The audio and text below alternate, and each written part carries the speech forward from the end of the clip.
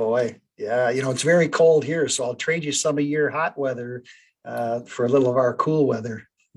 We have not had spring yet. It's been winter here in the Pacific Northwest of the USA. Right. Yeah, weird weather. In the northern part of the country, they are getting what do you call the snow, snowball. What do you call it? Snowflakes? No, not flakes. Actually, the snowballs in the northern area. So it's very funny weather.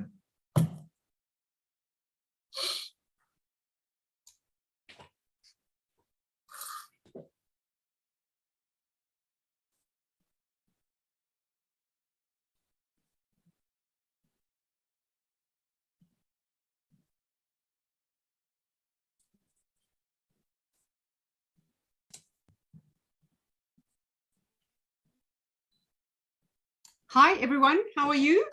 Hi, Tadita. Yes, very well. Thank you. Good. You've been very busy. Yes, I have.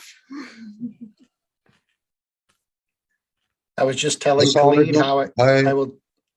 Hi. I'm Shaukat Hussain from Dean Group.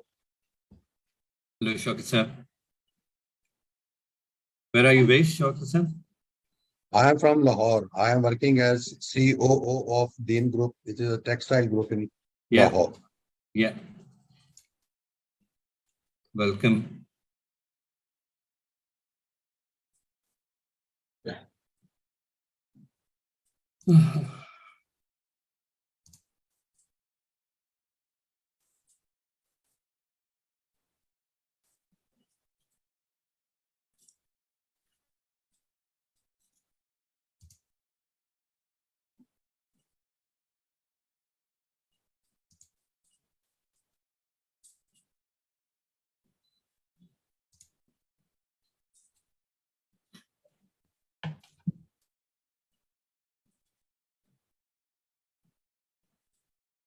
I was just mentioning to Khalid how he could send some warm weather to the Pacific Northwest of the USA because we have not had spring yet. It has been cold here. Yeah. We have one day of summer and then we have cold British rainy weather again. So. Yeah. Well, I think our weather's a lot like yours, Toledo. Cool and wet. On the West Coast, we get a lot of rain, cool. And then we have 4 months in the summer that is absolutely gorgeous. Just perfect. 80 degrees, I guess, 25 or 28 degrees. And sun every day. It almost gets droughty, but it is absolutely perfect for, we have mountains and the ocean out here, and it's absolutely perfect for that. But you pay for it the other 8 months out of the year. Yeah. My South African body misses the South African weather. That's all I can say, Steve. Yeah. Even 20 years living outside South Africa doesn't help. Yeah, it must be beautiful. South Africa is beautiful. Yeah. It's just so little winter, really. A summer's day in Britain could be 18 degrees. That's winter in South Africa because summer is 33. So, yeah. Karachi is sizzling with 40 degrees. And Lahore, I don't know. What's the temperature in Lahore? Okay, hello everyone. I think people have already joined. So I hope you can hear me and see the screen. We can't see you. Yes. Okay, that's great. Okay, just let me keep it on here. Okay, so first of all, a warm welcome to our first webinar on this exciting program on next generation CFO leadership program that is organized by Hub of Finance Transformation. So today is basically the information session because lots of people have many questions about these programs, like they want to clarify what exactly we are going to cover, what value they are going to get from this program. So that's what we are going to cover. And all of the program instructors, I can see already they have started to join. So the format of today's session is just I will be giving you the overview of the overall program. And then we will invite each of the program instructor who are already with us to just give briefing of what they are going to cover and which topics they are going to cover and what the participant should expect from their area and how it can add value to their career or to their CFO office, or if they're aspiring to become the CFO in the near future. So as we all know, of course, we don't need to spend too much time on the changing role of CFO, as you know, the LinkedIn and the social media and professional network, they're already flooded with lots of talks going on the changing role of CFO from the back-end service provider to a more strategic partner to the business. So of course, I will not spend much time on it, and just I will share with you a couple of latest trends and the research work that's being done by CCA and IMA on the changing role of CFO. And then I will give you a quick overview of the overall program, what it is, what are its unique features, and how it can add value to your CFO office, or even if you are aspiring to become a CFO in the near future.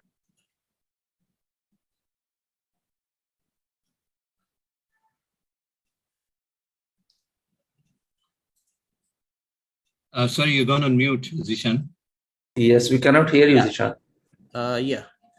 Okay, just I will close my camera so that it will not consume more bandwidth to be avoid any distraction during the program. So the format of the program is it's going to be almost 1 hour and 30 minutes webinar, and we are also live on our social media, LinkedIn, as well as on YouTube. So many people who are not in this call, but they are joining us from LinkedIn and so YouTube channel also, our followers, our subscribers who are already there. And any questions, if you have, you can just drop your questions in the chat box, or if you are joining from social media, you can just drop it on in the comment section of the LinkedIn or YouTube, wherever you are joining from. So whatever questions you have, you can, or if you are in the Zoom call, you can simply unmute yourself and speak, because we want to make it more interactive.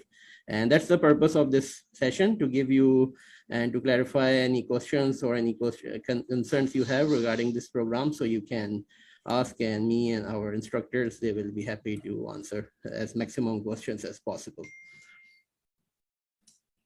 So before moving on, just those of you who are not aware about our organization, our academy, that is the HOFT Academy, Hub of Finance Transformation. So our vision is to form a global leader in the transformation of finance professionals, to become a global leader and transforming the finance career and finance professionals to the next generation of finance. And we have been quite successful in this journey, as I can show you on this next slide. Almost 3,000 mid to senior level finance professionals have attended our courses, our workshops, our webinar, podcasts from many different countries. As you can see on your screen, almost from many different regions, including Asia, Africa, America, South Africa, and Middle East, Europe. So almost, you can say, more than 15 to 20, almost 15 plus countries, people have already joined us, and they have already embarked on their transformation journey, because our main aim, our main core expertise in the area of transformation, the finance transformation, as well as their career transformation. And you can see their testimonials, their feedbacks on our website already, so I don't need to spend more time here. Also, we are the authorized training provider of Association of Finance Professionals. That is one of the emerging body for FPAC, for FP&A exams. As you know, this is one of the core area of focus for the CFO office as well. As FP&A, you know, they are playing more business-centric roles at the forefront to act as a business partner and to create value for the organization. So we are also their authorized training provider. We are training lots of finance professionals from different parts of the world to become FPAC qualified. We are training them, preparing them for the exams of AFP that is based out of the USA. And these are some of the training clients and the delegates who come from these different organizations to us. As you can see, many big organizations like Abbott, IBM, PwC, their delegates, they register with us on different workshops, training programs. And even there are some more also. We will update this one in our current air programs also. We got delegates from many other big companies, including the government organizations and very big transport companies as well. And these are our strategic partners. They are our, I can say, the key strategic partners, especially Finance Analytics Institute from USA, CFO University, Aurora Predictions, and also Authentic Solution from UK. So all of our trainers, actually, they are also running their own academies, and they have decades of rich corporate experience. So that's the key strength. I will show that our team of this program, that's one of the key strength of this program, that our trainers are not the professors of university who have been in only in the training industry for a couple of years, but they are all practitioners. They have been the CFOs in a very large Fortune 500 companies like Oracle, IBM, Novartis, and I will show you in the next upcoming slides. So they have already worked as a CFO of a very large organizations who have already gone through a major finance transformation and digital transformation, who are already at the top of the maturity curve of the finance function. So of course, if you are learning from the CFO of SME who has never reached to that level, of course, he cannot share your practical experience. But these CFOs, they have already reached to that level where we are aiming for what's the vision of the finance or the future of finance is. So that's what we are going to cover, all of our instructors in this program. And as you all know, the expectations, because it is very important to understand the expectations of the CFO. Like, it's not about only within the finance, like we today talk about, okay, we have to improve efficiency, we have to become a business partner, but we have to understand what non-finance business functions are expecting from it, what business leaders, what CEOs and other industry and business leaders, what they are expecting from the CFO office or from the finance function. So of course, even if the business partner, as you can see, before moving on to the role of accounting and controlling in the start, for the last almost 10 to 12 years, there are many CFOs already who are acting as a business partner. Like now its term is more emerging these days, but they have been acting as a business partner by supporting in their mergers and acquisitions of the organization, risk and compliance and decision support. But now the emerging role of CFO is as the chief value officer. He has to create the value for not only the shareholders, but for the wide variety of stakeholders, managing the volatility and the complexity of the organization, of the business in which it is operating, delivering competitive cost advantage. And as we all know about the digital technology, we are living in digital era with emergence of digital technology. So he has to architect digital strategy by collaboration with the CIO or the CDO. Even yesterday, I was attending a very large summit that was organized by Khalish Time in the Middle East. So there were leading CFOs of this region who attended. So we had a roundtables where we discussed about the possible collaboration between the CFO and the CIO. So the points raised were the CFO, they have to obviously impose the trust. They have to develop the trust. That's how they can collaborate with non-finance business function like CIO or COO or the CEO of the company. And for that, they should have a very strong understanding of the business, of the strategic objectives of the organization, so that they can achieve the strategic alignment and bring everyone on the same table. And also they should have a very good understanding of the emerging technologies, because if the CFO, he is talking with the CIO or chief technology officer, and he don't know how to leverage AI or blockchain or RPA, of course, he cannot do a very effective communication or conversation with them, right? Because he don't know how to leverage. So that's what we are going to cover a full module on the area of emerging technologies, where our experts in the area of digital technologies and emerging technologies, they will be sharing their practical examples, insights, and experience.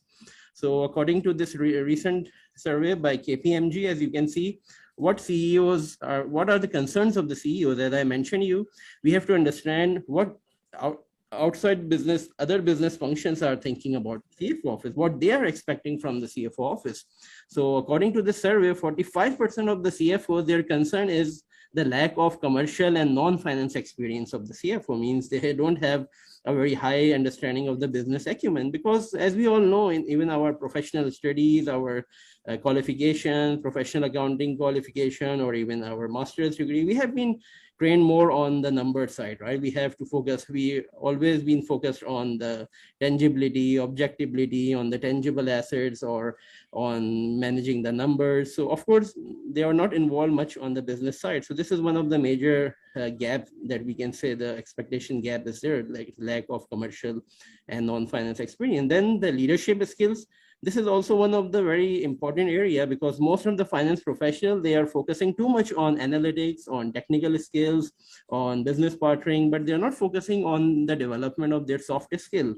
And when you reach to the level of CFO, or if you aspire to reach to the level of CFO, you have to demonstrate a very strong leadership, your personal leadership, your public leadership, how you can collaborate, how you can build relationship with non-finance business function, because you will be acting as, you will be a part of the board of directors or the board of the company. So of course you have to demonstrate a very strong leadership capabilities. So that's what also we are going to cover in our program. Then 38%, as you can see, they are narrowly focused. Narrowly focused means they don't have a much integrated view of the business. They don't have much integrated business approach where they can think for the overall strategic alignment of the organization. Then the lack of big picture vision of means they don't have the vision of, they don't align the vision of the finance function with the vision of the overall organization. And then the weak interpersonal skill, that's also part of the soft skills, as I talked about. This is just the last slide before I move on to the part of main CFO program that we have.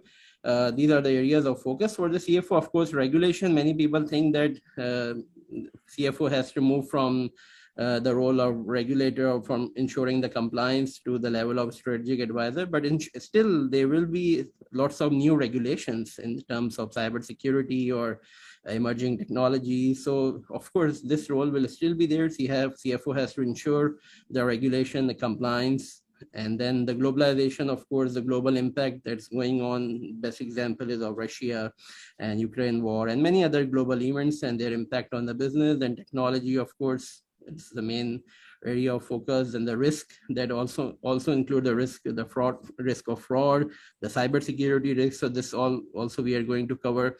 Then the transformation part, of course, it's very important because transformation intelligence is something different. It's not about the operational excellence of the CFO office or his operation. Like obviously most of the CFO, they are very good at they have an operational excellence. They know how to run the finance function, but when it comes to the transformation, they should have a transformative capability, transformation intelligence as well. Then of course, they have to manage all the stakeholders. Stakeholder management is one of the key areas. Then the strategy, they have to involve in the strategy formulation, execution, and how to review and evaluate the strategy. And then the reporting part, of course, and that's a part of performance management. And this is very important part. And the last is the talent and capability, because CFO, of course, he cannot deliver the results or manage alone. He has to build the team, the very strong team within his finance function, including the FP&A, finance, treasury, accounting, tax. So that's all also we will be covering in the CFO readiness assessment of our program. So now just I will like to quickly take you to our website where we have this program. So I can show you there. Just give me a minute. And then we will, after this, we can move immediately to our first speaker, Steve Rosberg.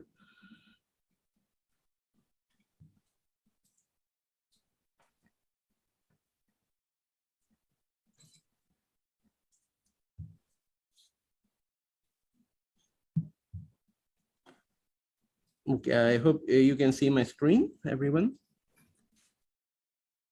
Yes, we can. Okay, so this is the next generation CFO leadership program. I would like to quickly take you through some of its unique features that are that we are covering.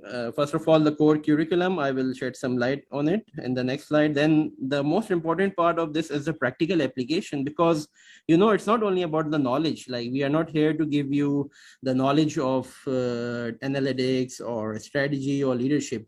We will work on different assignments, assessments, simulation, exercises, real life case studies from multiple industries, and you will be working with us as our partners. Yesterday I was talking with our instructor, Steve. He told I will be calling them as our partner, not our students, because we will be working them and we will be partnering with them to improve their business results, from advance, enhance their career. So we will be working more on the skills development, not only just because it's all about the implementation. Because if you take lots of knowledge that is already already available. But if you're not able to implement it, of course, you cannot, it's of no use. It will not add any value. Then we have world-renowned faculty, as I will introduce you later. Then you have a choice of electives that you can choose. Then the peer learning part is very important, that where you will be covering, you will be networking with the global finance leaders who will be joining from different parts of the world. So of course, there is an exciting networking opportunity. You will be learning from each other's experience. You will get lots of access to lots of tools like Power BI, AI-based analytics. And the most important thing is the success coach, who will be working with you one-on-one, because it's very easy to design any program and deliver it. The trainer comes and deliver lots of them with lots of material, and even if they do exercise, but if you not understand the participants' individual circumstances, what is their individual challenges they are facing in their career, in their organization, of course, it's of no use, right? So that's why here we will tailor all of these sessions according to the specific needs and specific challenges that our participants are facing. So that's what CFO coach will be working with them on this one. So these are all the modules that we will be covering in this program, including strategic business partnership, accelerated finance leadership, digital transformation, data analytics, and at the end, the performance management and the reporting part. And apart from this, there will be a personal PDP development plan that Steve Roswell. Now, without any further ado, I would like to ask Steve to take from here and just give a quick overview of what he's going to cover, and then we will move on to the next. So Steve? That sounds great. Thanks, Mohammed. I mean, I know how hard you've worked to put this together. This is a unique program. I mean, I'm amazed at the, the breadth and the number of calls you had where you're saying, what do you think of this idea? What do we think of this idea? And you've kind of encapsulated all these, really important CFO concepts and wrapped around, some professional development around it, and then have these optional electives, which I just think is brilliant. So really appreciate all the work you've done to put something like this together. It's no small task, that's for sure. So, my role in this, for the most part, will be working with the, all the students, I guess, the learners, on developing a professional development plan. And I'll be working closely with the other instructors to be able to make sure we're getting the most from them related to the professional development plan. So let me see if I can grab just a quick presentation to show you kind of what, what you'll go through on the professional development part. Can everyone see my screen okay? Give me a thumbs up or a holler. Yeah, we can. Okay. So again, my role is to help you kind of go through the 6 months program in a way that you kind of focus on yourself, as well as your corporate needs, as well as all the learning you're going to get from the other instructors.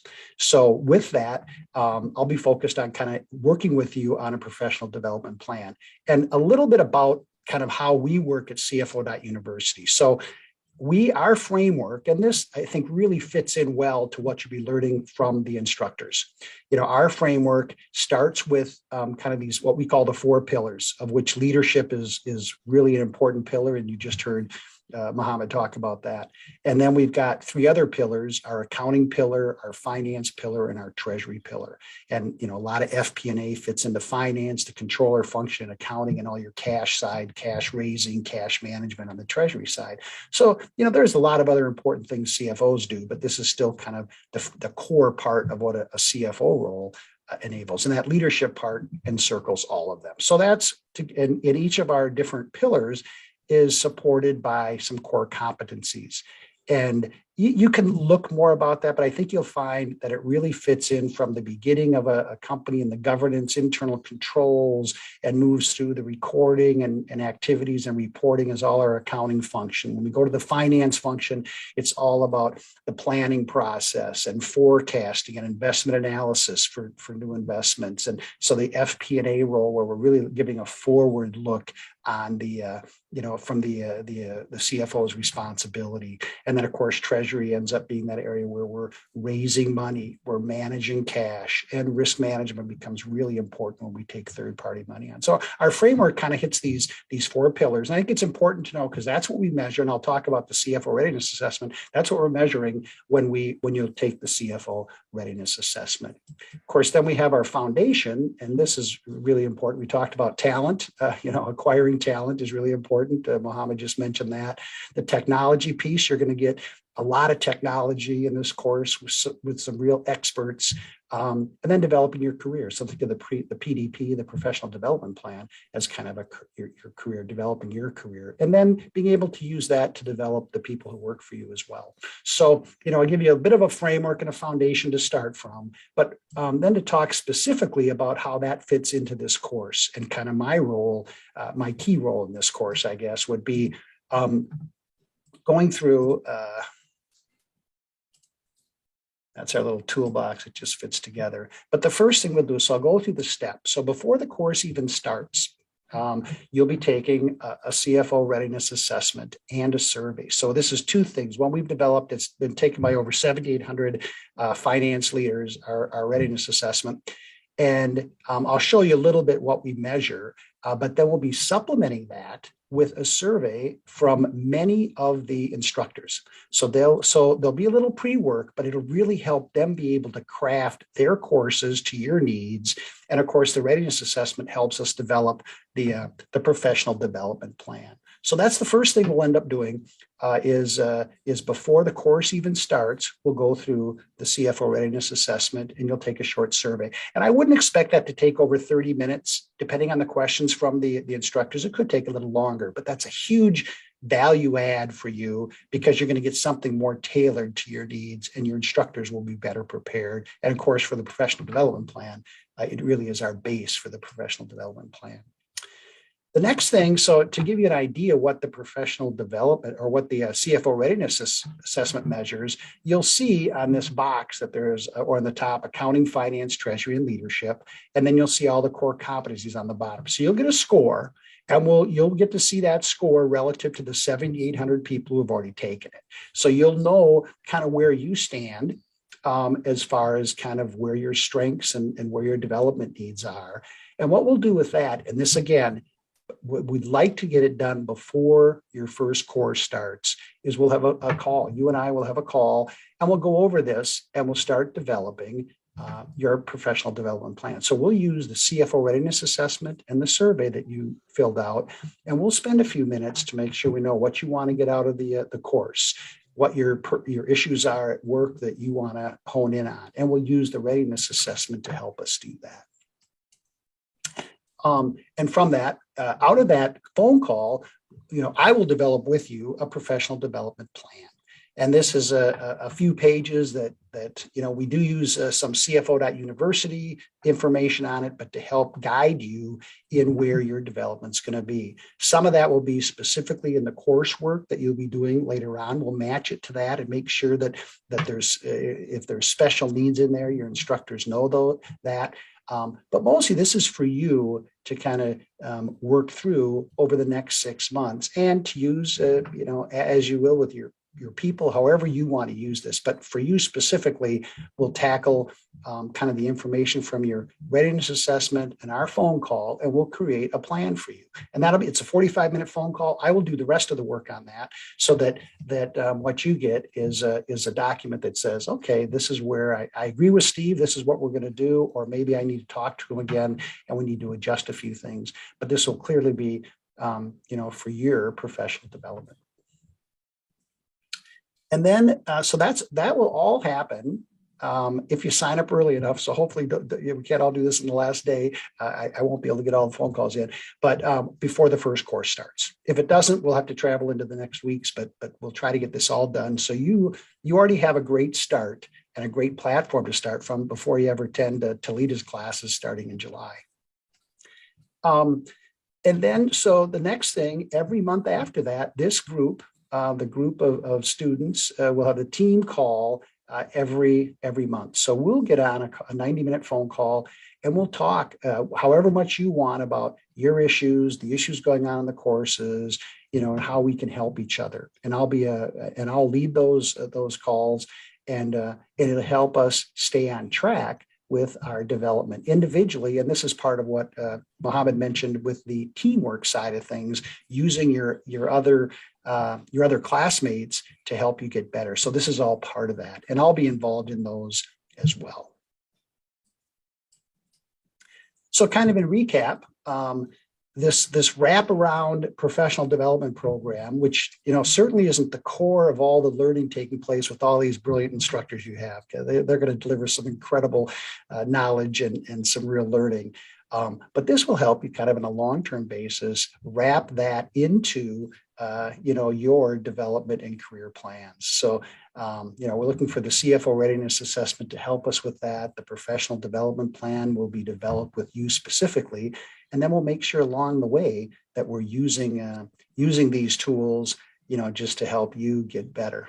So I'm really looking forward to that whole process and getting to meet you along the way. Okay, thank you very much, Steve, for giving the overview of the PDP and the assessment.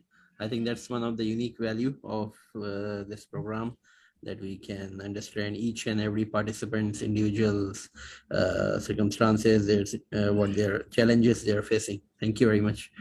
Now the next is our another instructor, Mr. Khalid Noor. He is the ex-CFO of Novartis, Pakistan, and currently he's also the country CFO for one of the leading pharmaceutical company. So Mr. Khalid, now over to you. Right. Thank you so much, Zishan and Steve. What a great introduction to the program. So I'll just share the outline of the first module of the program. Very exciting. Just let me open my presentation here.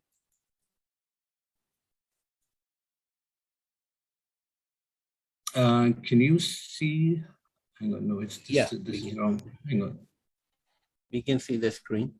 Yeah, just give me a second. Sure.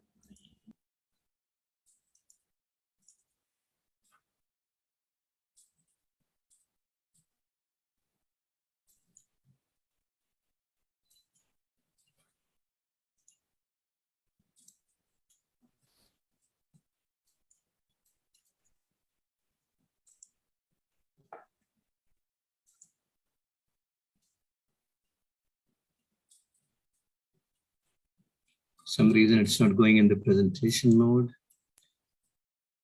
From view, you can make it view on the top right.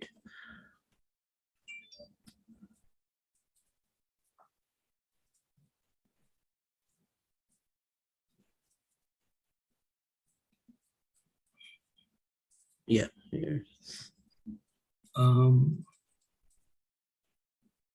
Outline. Very strange. Never happened. Ah, there you are. Okay. Hello, everybody. I am going to be taking the very first module of strategic business partnering. So there are two elements of this module. The first element is that of the strategy, understanding the process of strategy.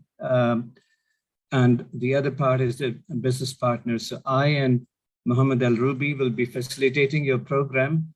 So I'll be delivering the strategic content, and Al-Rubi would be delivering the softer skills that is required as part of the strategy formulation to become an effective business partner. And you'll be hearing a lot about the business partner throughout the program. So a business partner is actually literally an owner of the entire process and the organization. So it's not a support function, but you actually own the strategy, you own the performance. And to do that, you have to be a team player, and that's where the business partnering skills comes in. The program, so I'll be covering 5 modules, 5 days with you, and the plan is that before I do that, let me give you an introduction of myself so that it can give you I can't get the page down.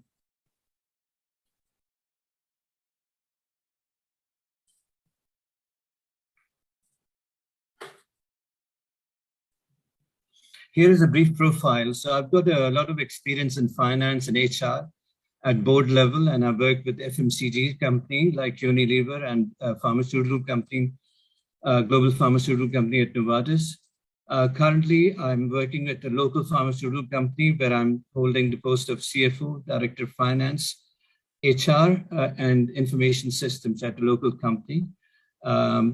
My prior roles, as I said, that it was at a global pharma company, Swiss company, Novartis, where I worked as a CFO from 2008 to 2020. In my last 2 years, I was country head of HR, which is very exciting. I mean, moving from finance career to HR was really very challenging and very exciting part, where I was to manage the best asset, the most valuable asset of the organization, which is people. So it was a fantastic experience where you're working with strategy and you're working with people strategy and you're working with finance and marketing. So it's great.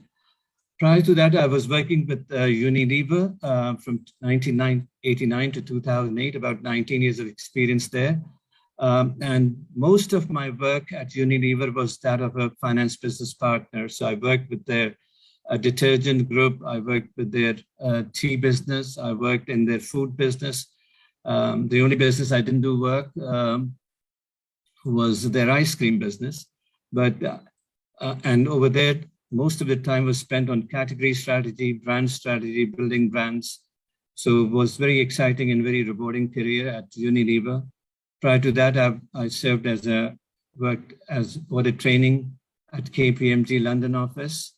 Then I joined Unilever after returning from London, and strangely, after studying for accountancy, I felt that I don't know enough about marketing, and therefore I embarked upon my MBA program just to survive in Unilever as to what is market share, what is the brand strategy, what is the share of voice, what is so a lot of new concepts I learned at both Unilever as well as at the IBA. But my search for learning about strategy, I could not really be satisfied. So I went to Harvard. They were offering a very excellent course on strategy. And I went there and it was a great experience. I learned about the strategy, about various, they do case methodology and you learn a lot of experiences of several organizations. And I made friends with the professor of strategy. And when I came back, I said, I must capture the key lessons. And I developed a strategy playbook, which I shared with the Harvard professor. And I'll be sharing with you my strategy playbook in the program, as well as a lot of case studies that I learned at Harvard, as well as after that. Also attended the advanced management program at LUMS, very good program, residential program, where the focus was business strategy and functional strategy. So that was a bit about myself. My passion has been to learn. And I also did the MECA strategy CFO program a couple of times. And you would be wondering why, because that is something you keep on learning every time.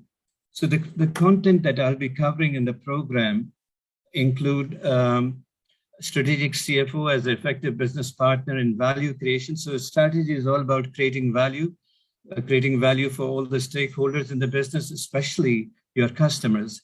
So it will be covering the corporate purpose and vision. We'll be discussing several types of strategy at the corporate strategy, business strategy, and functional strategy. We'll talk about the value proposition and value creation and the finance role in strategy formulation. And one of the case studies that we'll cover is the Apple computers or the Apple iPhone or Apple So it's, I think it's the best company where people are really interested in understanding these key success factors behind Apple. So we'll cover that. The second topic that is very important from finance point of view is the strategic analysis, doing external analysis, and we'll cover SWOT, Porter 5 forces. We'll also do, very importantly, internal analysis, evaluating companies' resources and capabilities and its competitiveness. And a very important topic, which is often neglected, is talking about business model, a very powerful tool to actually capture business strategy. So we'll cover a few business models of companies here. The third topic a very important topic that we need to cover is the strategy formulation. And there we have the main thing is strategy is all about making choices. So where to play means which product, which services, which geography, which segment you want to target, and how to win is the strategy part. So we'll also cover the Michael Porter's 5 generic competitive strategy. Michael Porter is the father of strategy at Harvard, and we'll cover that. Then more recent development is the Blue Ocean strategy. We'll cover that as to how Blue Ocean strategy is far more creative and profitable compared to Red Ocean, where a lot of companies are offering same products. We'll also cover the strategic priorities and strategy map. In the fourth session, we'll cover the strategy execution. And there we'll be talking about, especially very important for finance people, is the strategy resource allocation and building capability, organization capability to execute the strategy. We'll also cover the balanced scorecard, which is a great strategy execution tool where you keep your focus. We'll also talk about strategy communication and change management, very important for strategy execution. And in our last session, you'll do actually a hands-on case analysis, and where a group of students, participants will be doing corporate strategy. Another group will be doing a business strategy presentation, and yet another group will be doing a functional strategy session. So we'll conclude with a hands-on case analysis where you'll get confidence in making strategy. So this is something, this is a brief outline of the program, and I'm sure you'll find it very practical, very, so we won't be teaching you as such, but we'll be sharing you the tips of how, as a finance leader in your organization, you can become an effective business partner in the strategy formulation session. So look forward to having you in the program, and a very exciting journey ahead. Thank you so much. Thank you very much, Mr. Khalid, for sharing your deep expertise in the area of strategy. And of course, this is one of the core module of the strategy that we'll be starting with, covering with the strategy formulation, execution, as obviously the CFO has to play a very pivotal role in the strategy of the organization. So in the same module, we will be having with us our another instructor, Mr. Mohammed Al-Rubi, who is also a globally renowned FBP, Finance Business Partnering and FP&A expert. And those of you who are using LinkedIn, who I think most of you already know him. So without any further ado, I would ask Mohammed Al-Rubi to please share the overview of what he's going to cover in this module 1 of strategic business partnership. Mohammed, over to you now. Thank you, Zishan. Hello, everyone. Today, I'm gonna tell you a quick brief about the content, which is about finance business partnering, how to transform the finance functions from being a traditional controlling function or traditional accounting functions to be a true business partners who be able to create value to the organization. I'm gonna share with you the key 5 pillars to build a strong finance business partnering, to be a true function that can create value to our stakeholders. I believe finance is not just a supporting functions or a service function. Finance is a function that connecting the dots, has a unique opportunity to access all data, which help all the organization to create Mohammed, value. Ajit has asked for your introduction, your background. Yes, exactly. I'm gonna share my screen right now.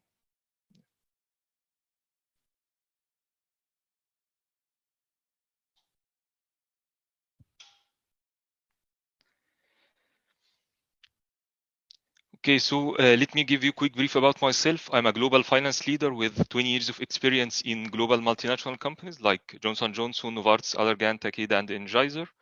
I handled multiple international senior roles across Middle East, India, Africa, Southeast Asia. I'm an international finance speaker, certified CIMA from UK, FBAC from US, and I hold MBA as well.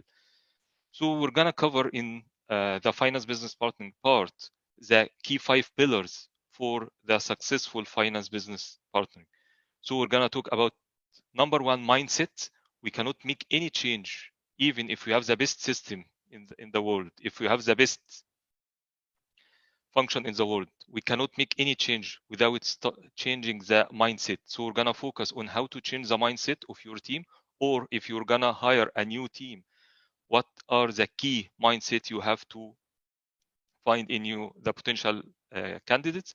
So we're gonna learn how to change the mindset and how to build the right mindset for finance business partnering. For example, curiosity and continuing learning. Curiosity, what is behind number? Curiosity to build relationships.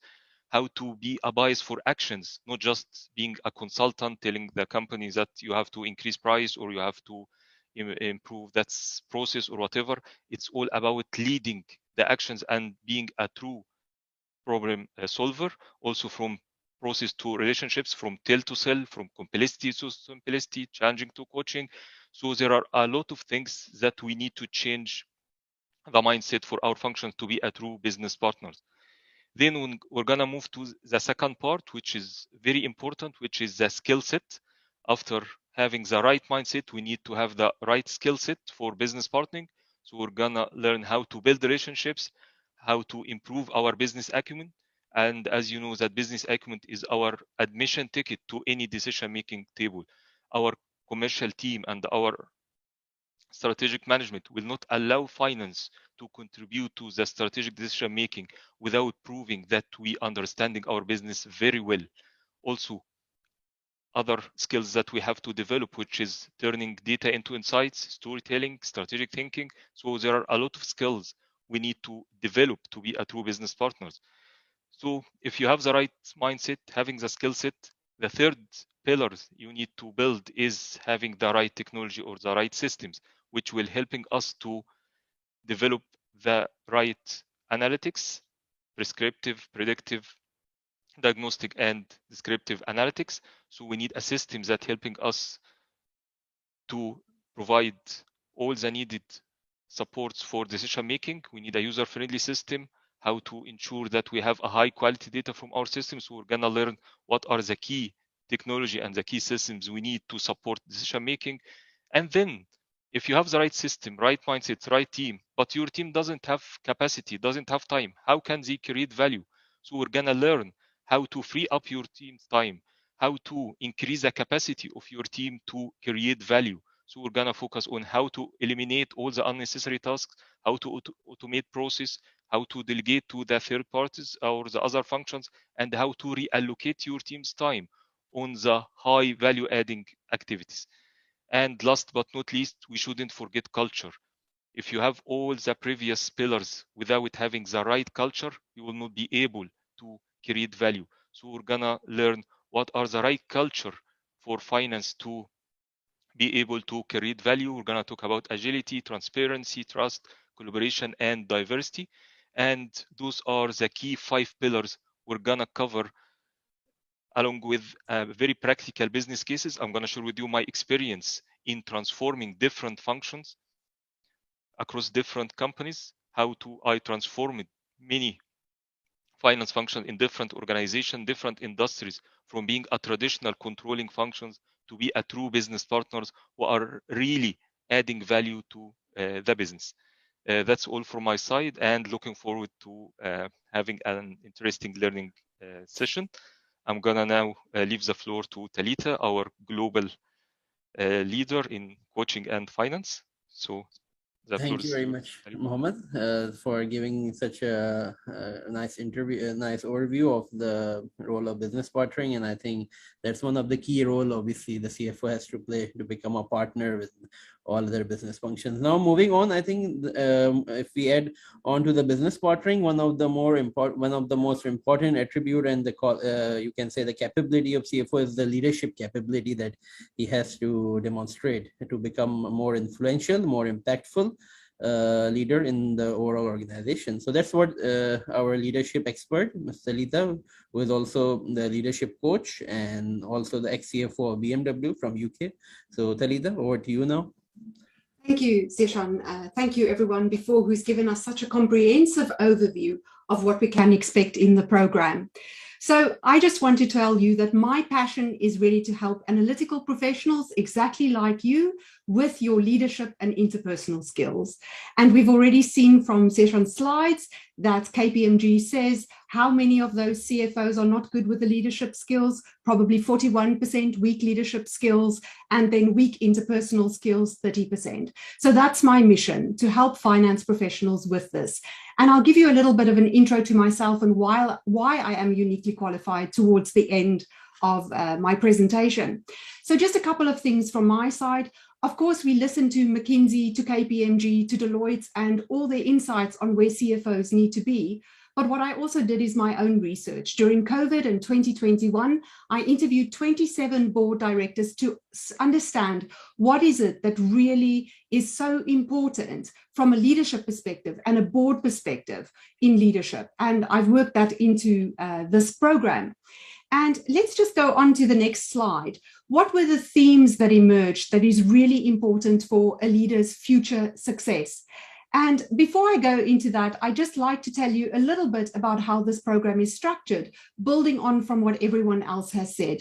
This will be very uniquely tailored to you. Yes, we will definitely use models from leading thinkers and from their experiences, but what we will also do is very much share our own experiences, a toolkit with you, because there's absolutely nothing worse than actually not being able to implement things, knowing a theory, but not how to do it. And therefore, this module is really all about toolkit, working with your peers, understanding what is the leading thinking from leading thinkers, but then knowing how to implement that. And let's just look at a couple of these things. The first theme is really agility, and Mohammed has mentioned it already. And agility in the mindset. And in boards, this is often what I see holds the CFO and operations directors back, is that mindset agility to be able to think differently. So that's where the help will come from on this one. The second piece in there is purpose-driven leadership. And we'll talk multidimensional purpose-driven and how we engage teams through purpose and how we get more discretionary effort from our teams, because it's all about that team bonding, that team connection, that collaboration piece.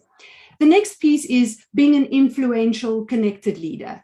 There's nothing worse than a CFO that can't convince people of why the business will fail. And I see that very, very often, and I coach many CFOs around helping them with that.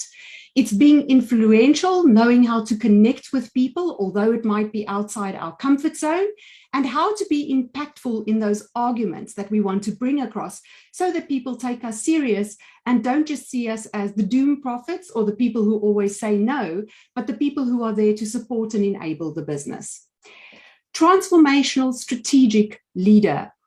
I think we've already spoken about transformation. We all know the massive change agenda that is ahead of us as finance professionals, but I would like to give you a recipe.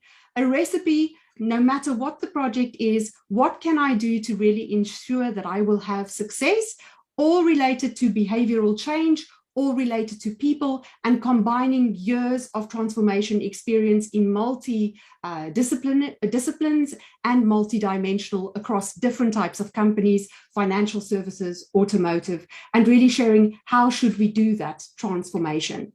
The strategic leader piece in this, and I won't duplicate what Mr. Khalid will do, but what I will do is help you with your decision-making around strategy, give you a couple of tools, use some of the really insightful things that I learned from Jeff Bezos, that I learned from Google when we did strategy at Google, sharing those aspects that will help you to make strategic decisions, even with low information states. The responsible, innovative leader. The world is changing faster than we can imagine. COVID has just shown us how things can really be very, very different to a year before. There's more challenges on environmental and social aspects, and we'll go through how you can have an impact in these areas and help your organization to have a greater impact and a greater footprint.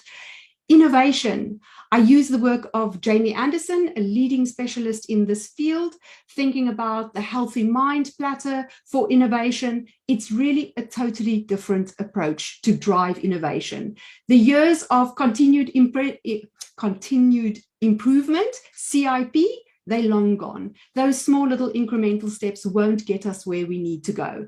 Innovation is the way forward, and I'll help you to think about different ways. How can we do that innovation? How can we set ourselves up for success? And the last one is about being a reflective leader. When I work with boards, I say the two superpowers for a board director: reflection, self-awareness. If we don't have these two, we will be less successful than we can be in the boardroom.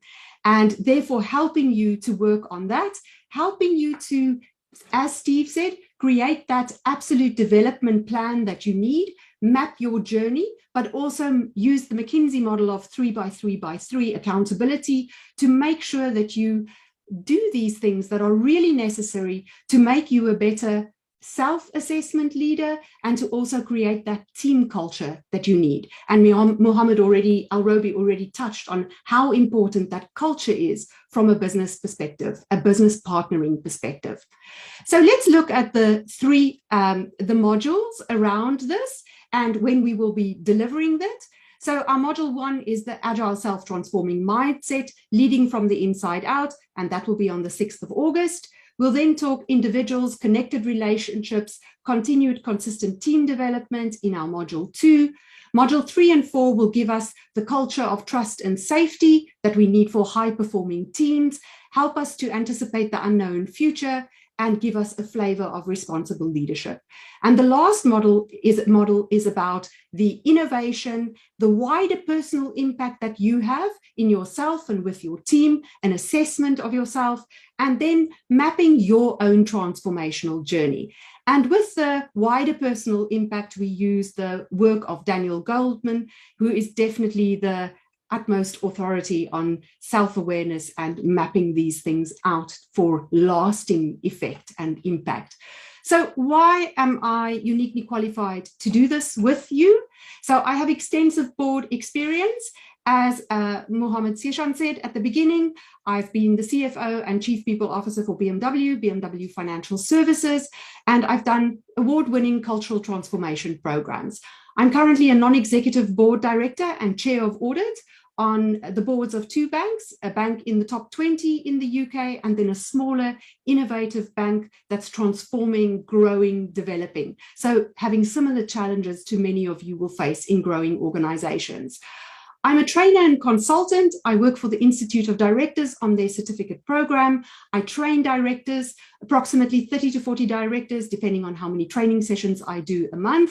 And I train them in leadership and finance for non-financial directors. It's an accredited program for board directors. So I see the unique challenges that board directors face in everyday life, not just the CFOs. And then I also run a program for them about the changing role of the CFO, where we may basically look at all these things that Shesan has already said about what are the transformation places that we need to transform. So nothing like this brilliant program that we're speaking about here. Business coaching. So I also coach CFOs and high potentials. So I'm aware of those challenges that they face. I coach CEOs, and I've also coached some chief people officers during my career in the last 5 years. So I uniquely understand those challenges that directors face in the boardroom, that CFOs face, and of course the pain and the outside the comfort zone things that they are not willing to share with everyone.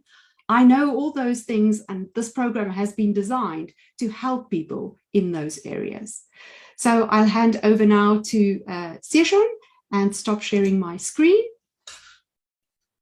Okay, thank you very much, Talida, for giving such an amazing overview of your very important, I think that's really important area that we are going to cover. And I think the very important thing, as you mentioned, the culture of trust, I would like to highlight because this is where the CFO builds his trust with the non-finance business function. Because of course, CFO, he cannot work alone to achieve the strategic objectives of the organization, even to implement the strategy.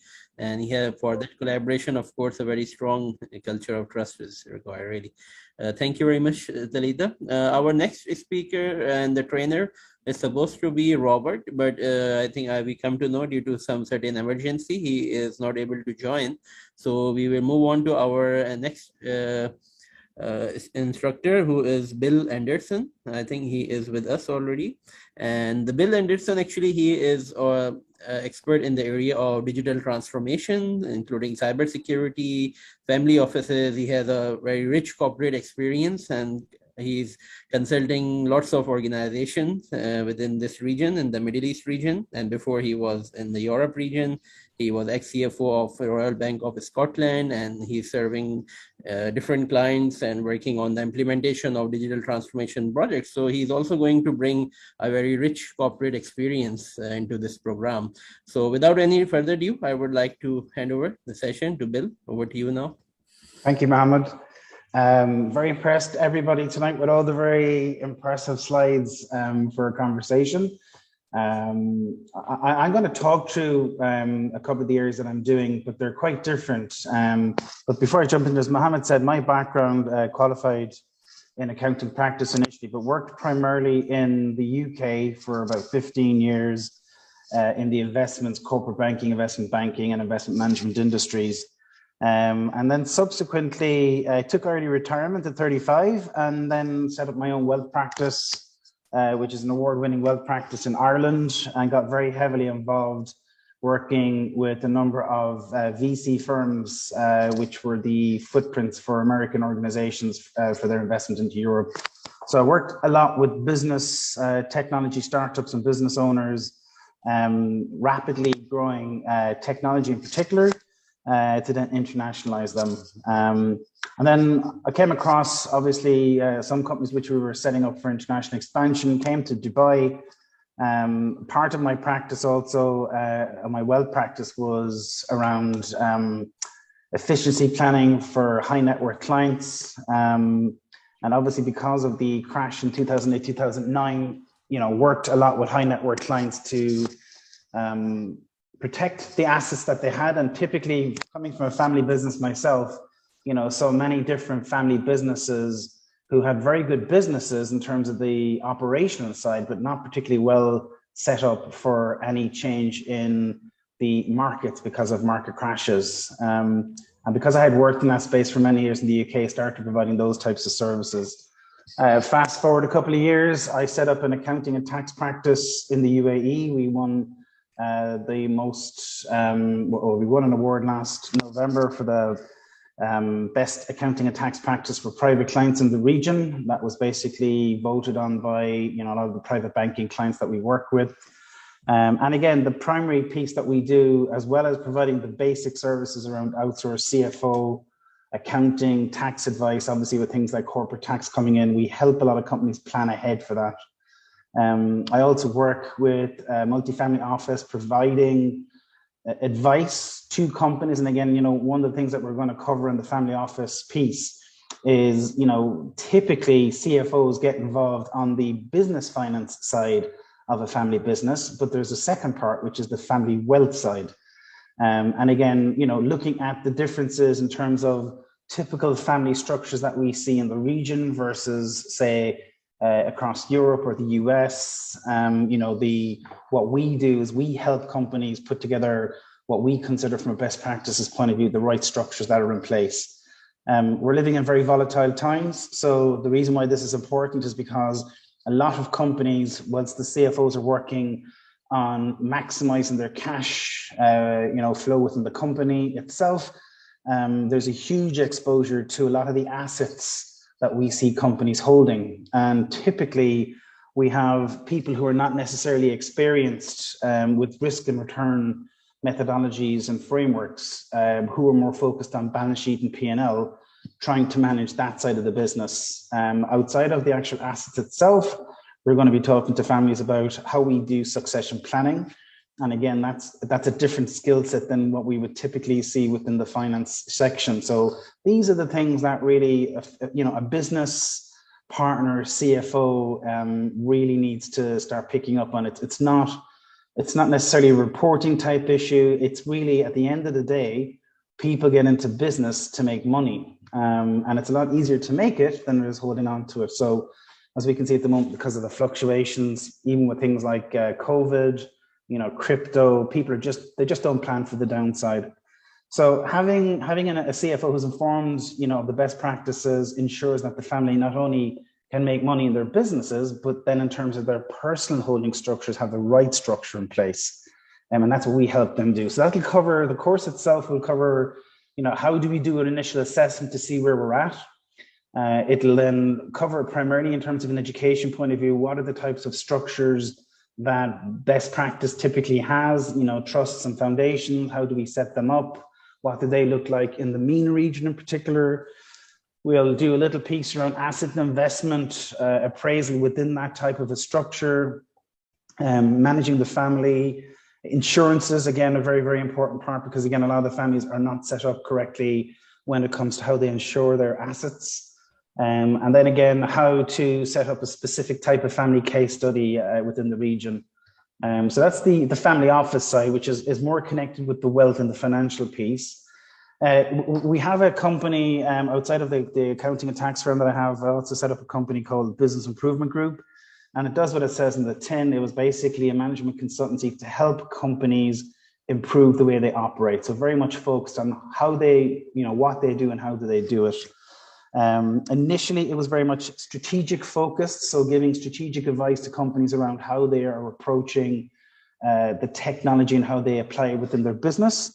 And then it started very much becoming a process around helping them deploy, understand, because obviously of the whole COVID process, it really accelerated quite quickly. Companies, for example, having to radically transform their businesses from paper and people into being more efficient and digitizing those processes. So two of the key areas, RPA and automation, robotic process automation. Again, it's a really great tool for CFOs to have at their fingertips for a number of reasons, but primarily to realize cost savings very, very quickly and to get efficiencies across their business in terms of repeatable type work that happens, which is very common across the middle and back offices for most organizations. And the difference between something like that and, for example, doing an ERP type of project is because it can happen very quickly. So, we work with companies replacing their ERP systems and improving them, but they're 1 to 2 year type projects. Automation can be done piecemeal. It can be done under a centralized approach, and that's really important. What we find, again, much of the time in the environment is technology department take it over, and they don't do it necessarily in a very coordinated way with the rest of the business. So again, it's a great opportunity for the CFO to embed into the business the right approach and center of excellence approach. So again, we typically sit with companies and explain to them how you approach it, how to coordinate your working with IT and the business, how to prioritize. We do ROI focused approaches as well. We do a demo of the actual processes being automated so people can see what it looks like. And then we give a live case study of a client that we've been working with in Saudi. And so, giving them all the tools so that when they approach this, they come at it from a very pragmatic point of view. The other area that we'll be doing as part of one of the modules will be cybersecurity. Again, overall, why is it important? This part of the world is one of the most exposed in terms of the amount of attacks that are happening. It's a growing trend, unfortunately.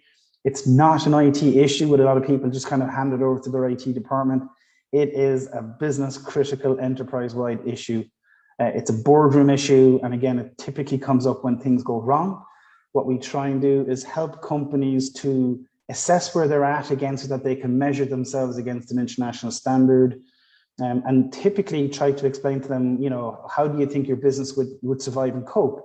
If, for example, your email went down for a week, and most people would be horrified with that. But, in many cases when we've had companies being hacked, It's not just their emails down, it's their data has been stolen. And unfortunately, we've worked quite a lot, with companies who come to us after the event, and that's fine. What we try and do is get to companies so that they are, put a preventative process in place. Again, the benefits, it protects the company's assets, its data, and most importantly, its reputation. Reputation for many companies takes 20, 30 years to build. Typically, most companies do not know how to react if there's a breach. A lot of them delay, a lot of them don't report it correctly, a lot of them don't fix it properly. So we help companies look at that, and that's what the presentation and the courses will be about, which is to how do you approach it? How do you know where you sit? How do you assess that? What to do in breach? How do you protect your data? Staff training programs, again, really, really critical. And then what are the types of services that you should look at in terms of cost-effective approach to doing this? So, there's, from our point of view, I guess there are two quite different fields within this process. There's other areas which are related. And obviously, RPA is probably, an easy step into digital transformation for most companies. Obviously, digital transformation and business transformation go hand in hand. But because of COVID, and companies are really approaching how to digitize their business, COVID has really just accelerated that. So there will definitely be other aspects that we will, put in, but I think these are two pragmatic courses for CFOs to get a very good executive view of what they need to do and when to do it. Thank you.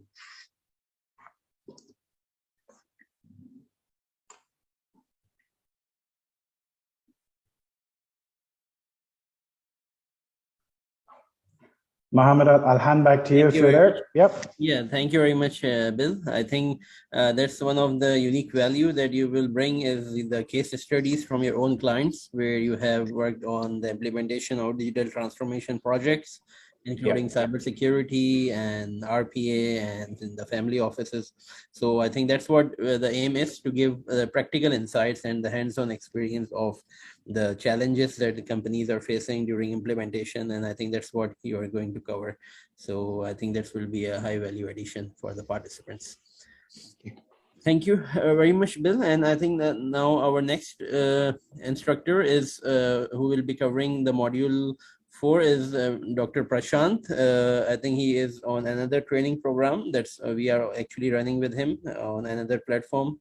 So I believe he will be joining us after finishing that program shortly. Meanwhile, we can move on to our next instructor on that who will be covering on the visualization tool, Mr. Muhammad Kashif. If you can please share your overview and your introduction. Thank you, Mohammed. Let me try to share my screen. My screen is visible? Yes, it's visible. Okay, great. Thank you, Mohammed, for this amazing overview, and it's an amazing and exciting list of topics which is covered in this course. I will be discussing the topic of CFO dashboard in Power BI, and it will be included in module 5. Let me give you an overview of myself. So my name is Mohammed Kashif. I'm an international corporate trainer, FP&A expert, a BA expert as well, has overall experience of about 17 years, worked in corporates and public sector as well, and also worked as a consultant for international development partners like USA, JICA, and EDP. I have worked in finance departments in all other areas as well, for instance, procurement, analytics, business development as well. I'm also a founder of Kaizen Analytic LLP. And this organization was founded three years back. So I have trained more than 480 participants in live sessions in Power BI. I'm a Udemy instructor as well. And I also have a liberty of giving some executive coaching to CFOs, especially in Middle East. So this is a brief overview of about myself. Let me move forward with the topic for this section. So my topic is CFO dashboard in Power BI. the term CFO is definitely, it's kind of very happening term, so all the professionals are very well aware of it. So let me just dissect the two things, dashboard and Power BI, and discuss them one by one.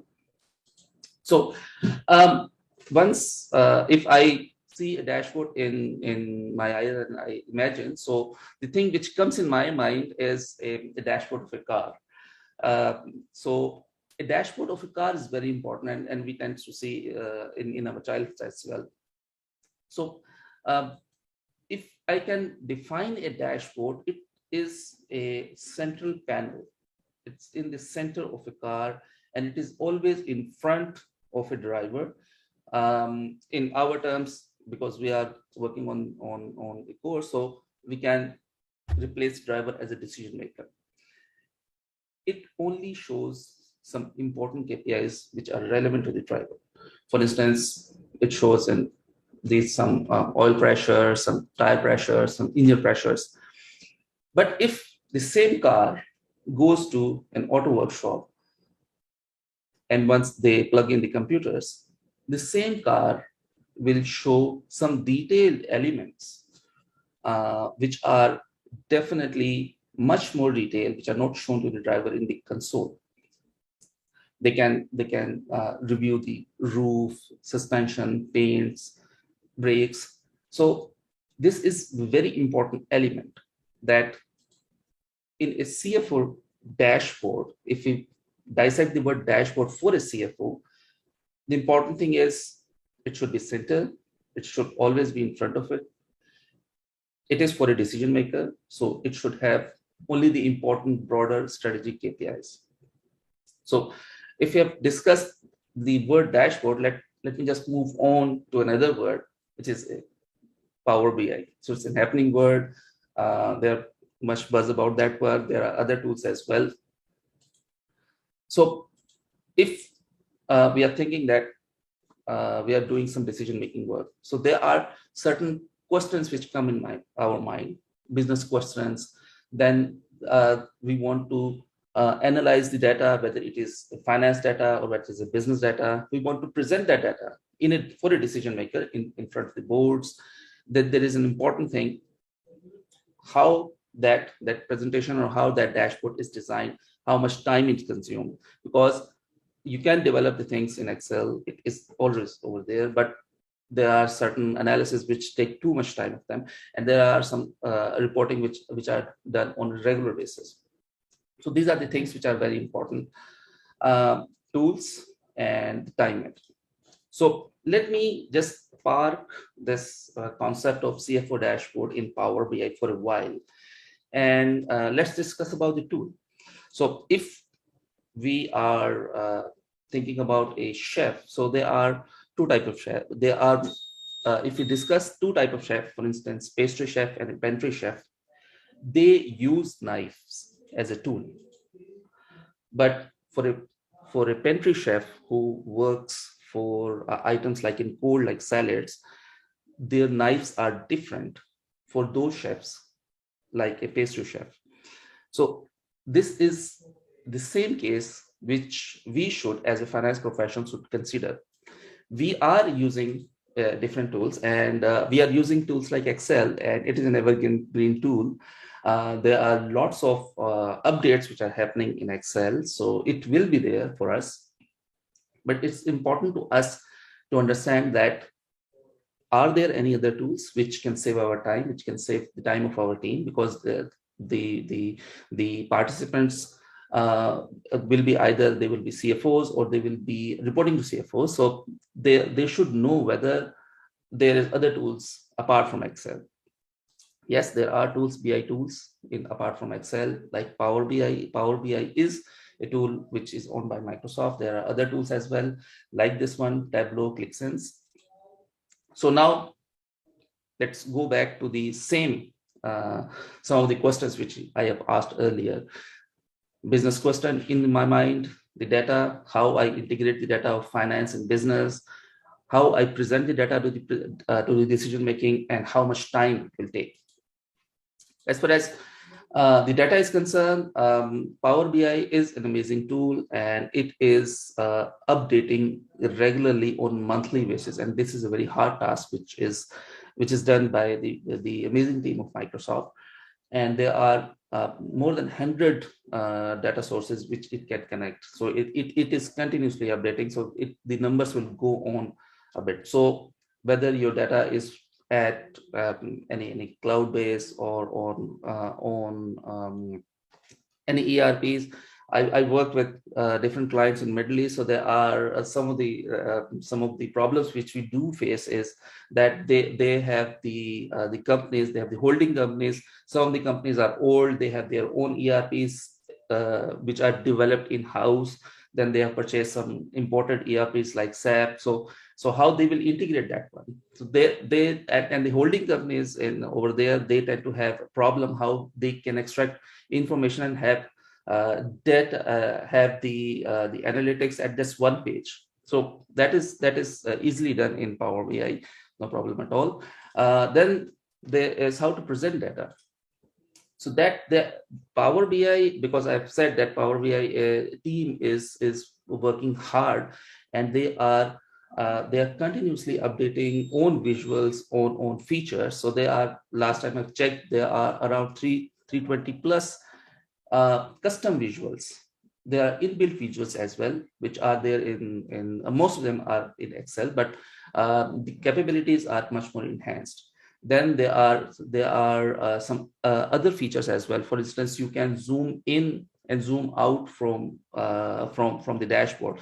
So you can always just hide a chart behind a chart, where some of the important information is hidden behind a chart. And if in a board or any high level meeting, if they want to discuss some details, so you can always just go back over your mouse, or you can just drill down a bit. So that's an important feature over there as well. Then there are some inbuilt artificial intelligence visuals in Power BI, and Smart Narrative is the latest one. And these are low code, no formula based visuals. Like you can ask questions, and these are called as artificial intelligence visuals because they tend to learn from your questions, and they will improve themselves. So if you ask some questions, it can give you answers, and they can be relative. Then there is key influencers, where you can always analyze what is the influence of sales, what influence the element, sales, profit, to increase or decrease. So it will give you some charts, some elements right away. You can always do the dissecting of various elements, decompose them, and want to see where is the problem. So decomposition tree is there. And the latest one, which is a Smart Narrative. Smart Narrative tends to give you an overview where you will not leave the numbers behind. And definitely one of our experts, Mr. Alru, we will discuss that you shouldn't be leaving numbers behind. You should always give context to your numbers. And it will become amazing if that context become dynamic. So you can just click on any of the parameters, and the words will change according to your own selection. So this is one of the new features of Smart Narrative, which is definitely adding more values to the dashboard, and which is filling up the gap of data storytelling which was missing in this one.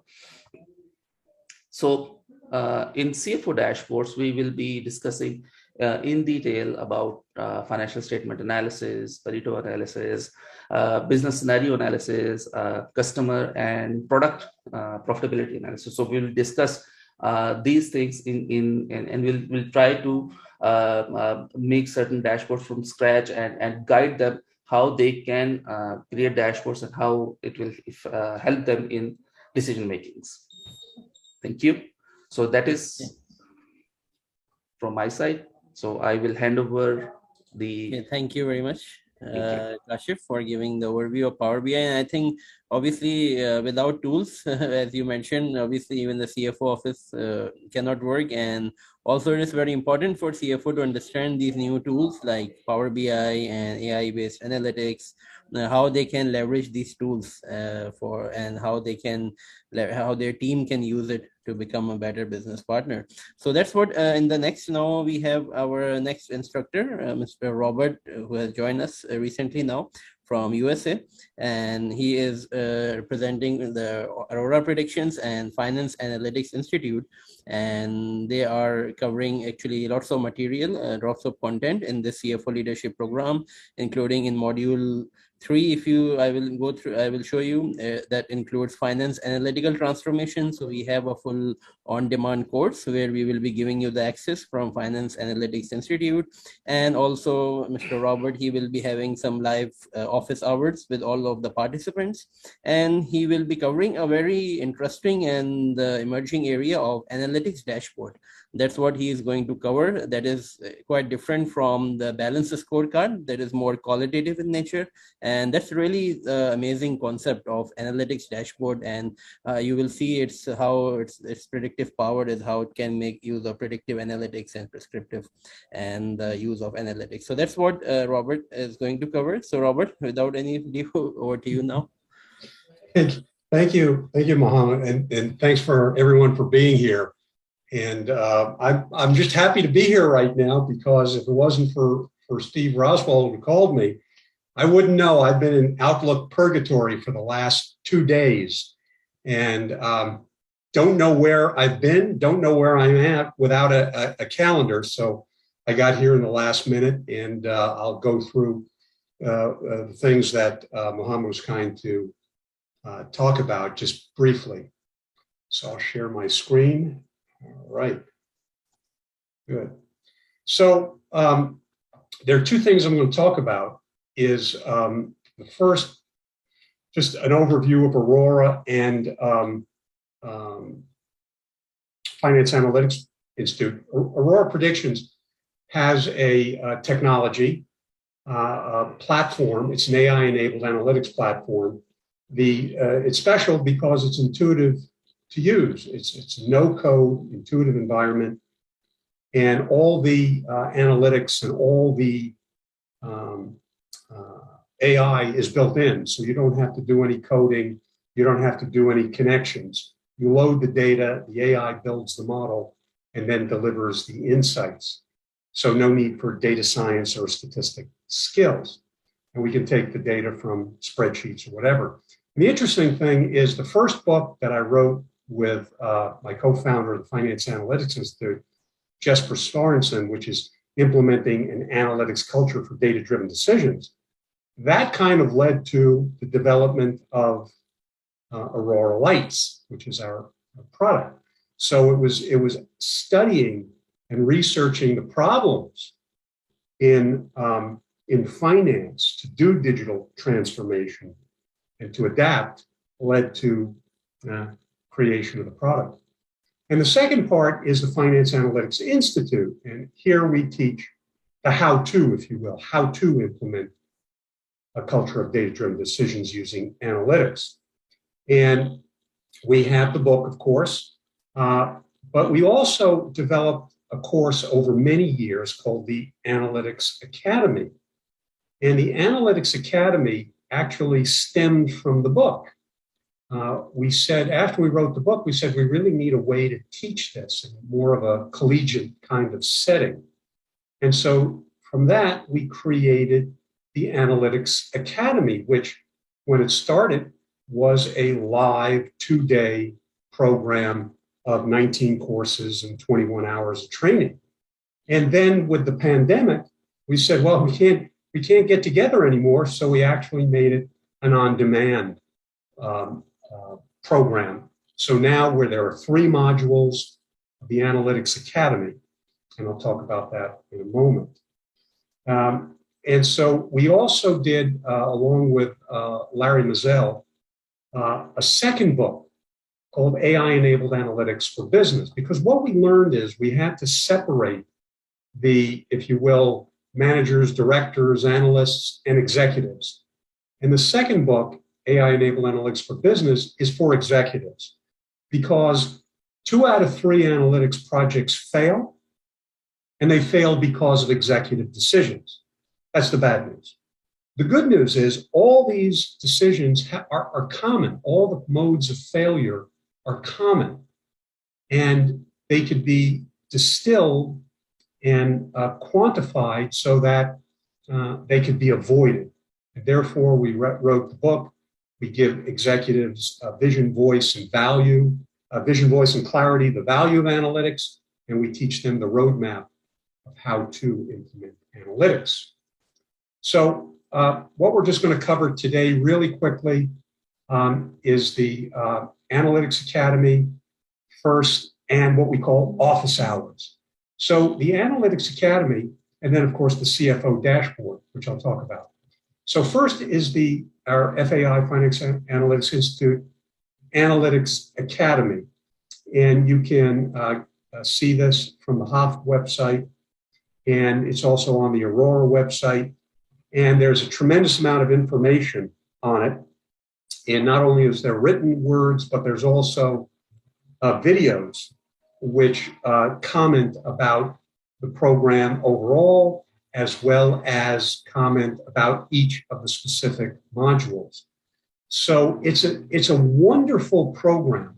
Module 1 is designed to teach you, give you the vision, voice, and clarity, right, to the value of analytics and the components of building an analytics culture, of mindset, people, process, systems. So module 1 is the fundamentals.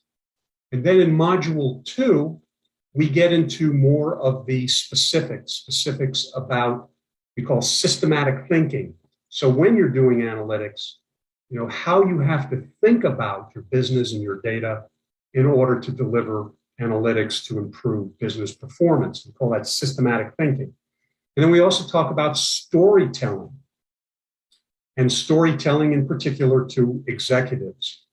And then in the third module, we get more in depth with a variety of other things that we learned in the first 2 modules, but we take them more in depth in module 3. So it's a wonderful academy. We have a certificate program at the end. It's truly wonderful. It's developed over a course of years, and it really has a tremendous just acceptance by the people who have taken it. Now, what we'll do here is that you'll take the Academy on demand, and then what we'll be doing is holding what we call office hours. So periodically, we will get together, and what I will do is I will give you a 15, 20-minute presentation on what I think are the most important things that you should take away from each of the modules. And then we get into a very exciting open roundtable discussion where people share their thoughts and experiences. In other words, we talk about what we learned in the Academy, how to apply that in business. People share their experiences in what they're doing in their business. They learn from each other. They learn about the problems they've encountered. We talk about solutions when you encounter a certain block in your path. We also talk about it for your career, how you can apply this and improve your career and your process flow. So it's a wonderful thing. Looking forward to everyone taking it, the Analytics Academy, and also looking forward to the office hours. They're wonderful, they're exciting, and we'll have very lively discussions. The second part that Muhammad mentioned is the CFO dashboard of the finance transformation. And we like to say CFO dashboards, it's not what you think. And if we take a dashboard like this is a dashboard from Tableau. They call it their executive dashboard. And it's got a lot of stuff in it, as you can see. Now, this is one for IT. So it's talking about IT incidents, IT problems, IT requests. And then under each of the incidents, you could see there's a breakdown of the various types of incidents. Now, what we have to distinguish is dashboards that are largely informative. They're based on arithmetic, but they are not insightful. Insightful has a very specific meaning. To gain insights, we have to apply mathematics on data to tell us something that we don't know that will affect our decision. So there's dashboards that are informative, and they're largely based on arithmetic. And there's dashboards that are insightful because they're based upon mathematics. So we will distinguish the differences between visualization, which is arithmetical, and insightful dashboards based upon mathematics, which will actually affect our decision making. And what we see here and we'll talk about in the studies that are out there, this is just one, that the majority of analytics usage, half of all the analytics usage, is specifically for better decision making. And again, in the insights are mathematics applied on data that tell us something we don't know. And when we know it, will change our decision or will affect our decision. But you can see all the other uses are essentially decisions. Although if you had a bar graph like this one over here, the primary use for analytics is in decision making. Makes sense. Now, when we talk about decision making, we have to discuss, and we'll discuss this in the course, decision theory. And we have to talk about the work, the Nobel Prize winning work from Daniel Kahneman, who was a psychologist and economist. And he wrote a very important book called Thinking Fast and Slow, because we use thinking fast, let's say when we go to the grocery store and we're buying groceries, oh, we want this, we want this. Thinking fast, it's intuitive, it's instinctive, and it's things that we normally do in our life. Thinking slow is what we think we do in business, which is analytical, and what we think is unbiased. But our decision-making processes in business are actually very biased.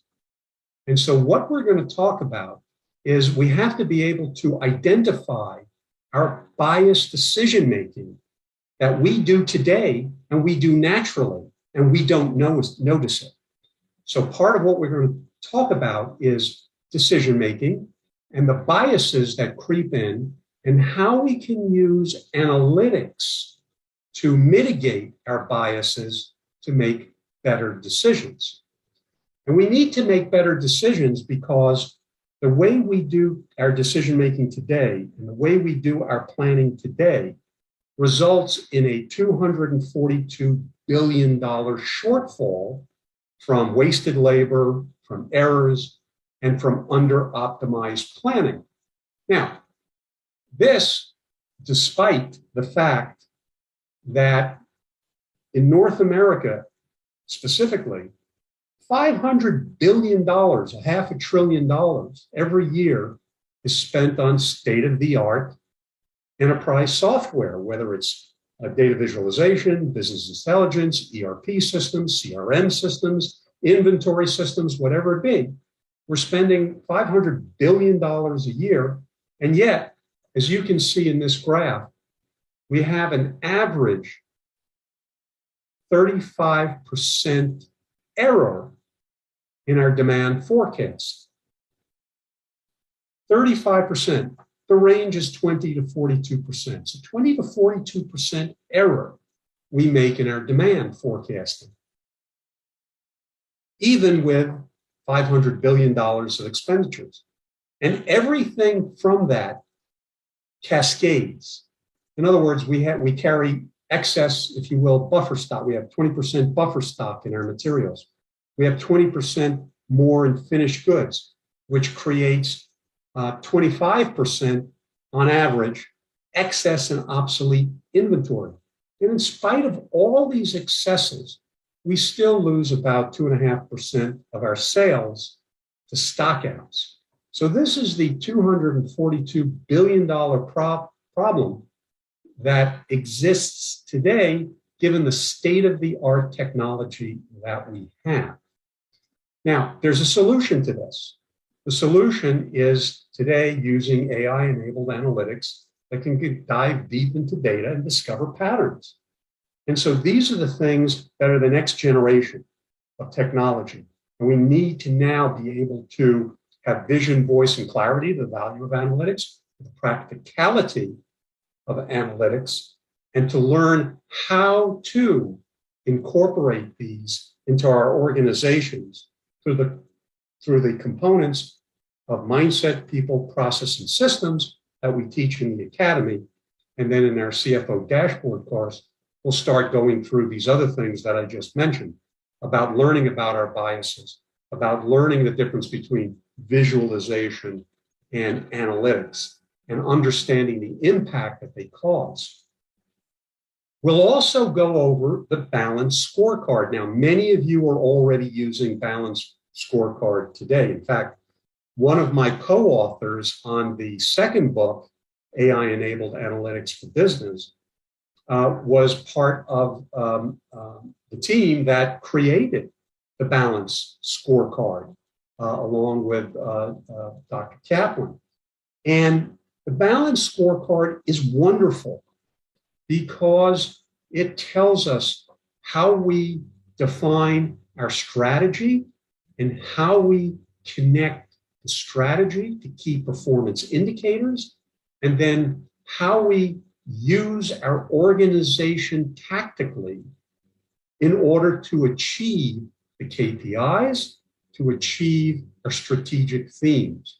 So we build a strategy map, the balanced scorecard, that has a strategic theme, that has a KPI, and through the various disciplines, we create these actions and their relationships that drive the KPI to drive the strategic theme.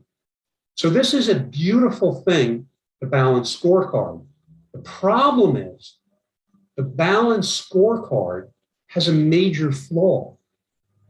That major flaw is first the assumption that these activities in the different operational groups actually affect the KPI that we're seeking to measure, and which leads to the strategic theme.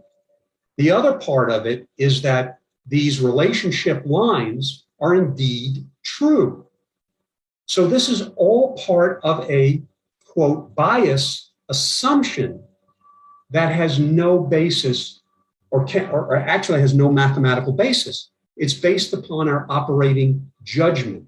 And that means our biases are included. So while many of them are true, some of them are not true. And some of the relationships are not true.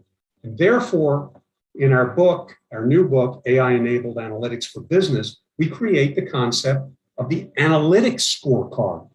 And the analytics scorecard actually mathematically tests all these activities and their relationships to assure that they, one, do exist, number two, the strength of which they relate to one another, and the third thing is a threshold. In other words, are there some relationships that don't exist until they reach a certain point? For example, increased customer satisfaction does, in this case, improve customer churn, but only when customer satisfaction hits a level of 80% or higher. So here in our book, we're going to cover some of these key topics because as we write in the book, analytics without analytics, businesses cannot remain competitive and will be at risk of making decisions that fail to recognize market opportunities, ineffectively deploy capital, and misallocate staff resources to low-level values. So we're going to learn about some of these various areas, and then we combine it all, and we learn the differences between visualization and analytics, decision-making, the balanced scorecard, the analytics scorecard. We put that all together to create an analytics dashboard that will be insightful. And as we like to say, you can react to the future when it arrives, or you can plan to make the future happen. So that's what we'll be covering both in the Analytics Academy, in the office hours, and the CFO dashboard. With that, I'll turn it back over to you, Mohammed. Thank you very much, Robert, for giving such an amazing, overview in such a short time. And I think that's the main crux of this program, that we are going to cover in depth and understanding of the strategy, as well as by leveraging analytics using different use cases. And as you mentioned, we will be discussing the scorecard and analytics scorecard, and that we will be covering in our module 5 of this program.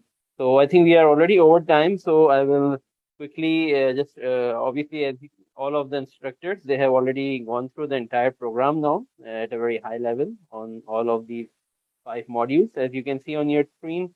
And there are also electives available, as you can see, on merger acquisition, fundraising. This is, we give you the choice if you want, as per your requirement. If there is a need in your career, in your organization, you can choose any of your electives. These are optional, and these are the core mandatory modules and the topics that you can take. And the instructors we have already gone through all the instructors. You got the introduction from them, and the certificates that will be issued is from the CFO.University from Washington, D.C., USA. You will be getting certified from there, and it will be used for your CPD hours, or if you want to claim. And these are the timings. You can visit the website. And obviously, all of the faculty we have already covered, except Dr. Prashant, who will not able to join us. But we will be inviting a couple of guest speakers from, like, the CFO of IBM, Sadia, Anand Soni. They will be also acting as our mentors. And apart from this, we will be also inviting the CEOs, because it is very important to understand what CEOs are expecting from their CFOs, right? And that's because CFO has to partner with the CEO. So that's where we will not talk about any theoretical stuff, what CEOs or any articles. We will invite the CEOs of the companies who will see and we will discuss with them through a brainstorming session, panel discussions, what they are expecting from the CFOs, from the CFO office.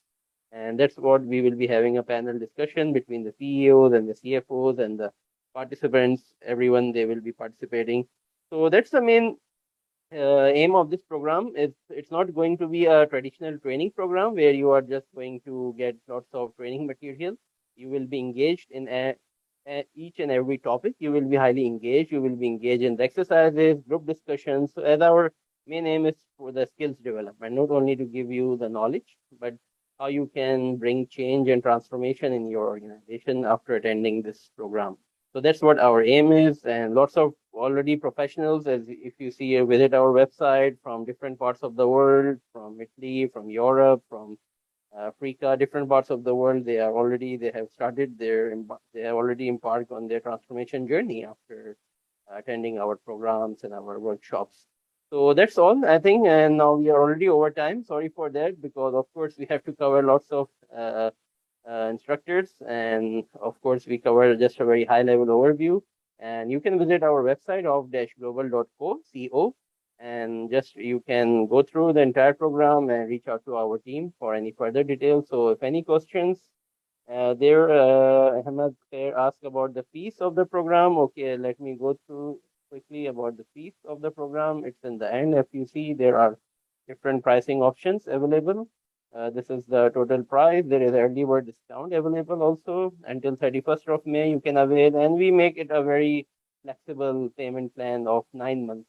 So because of course this is not within everyone's budget to spend the whole amount at one time. So we give a very flexible payment plan of 9 months where we can easily just pay and go, and just you can pay it on a monthly basis.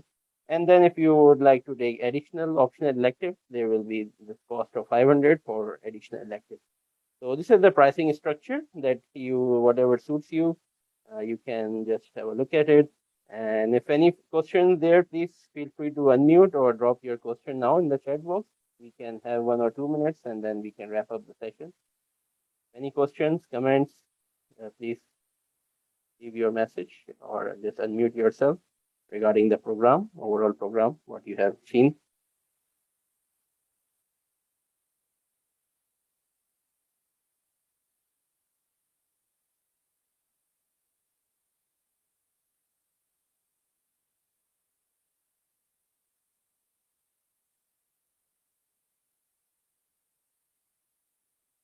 Okay, so I don't think so. I think some people are on social media as well, so we can take their questions offline. And of course, we are available. Our customer support is available through WhatsApp, through email. So you can just reach out and for any questions relating to the program, and all the details are available here. And once again, we thank you, all of you, for your time. And sorry for being a bit over time by almost 15 minutes.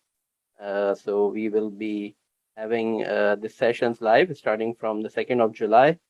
And we look forward to take you on board on the exciting program. Thank you, all the instructors, for your time to present your overview of your each module. Thank you very much. Thank you. Thank you. Thank you very much. Zishan. Thank you. Thank you very much. Zishan. Thank you. Cheers. Cheers.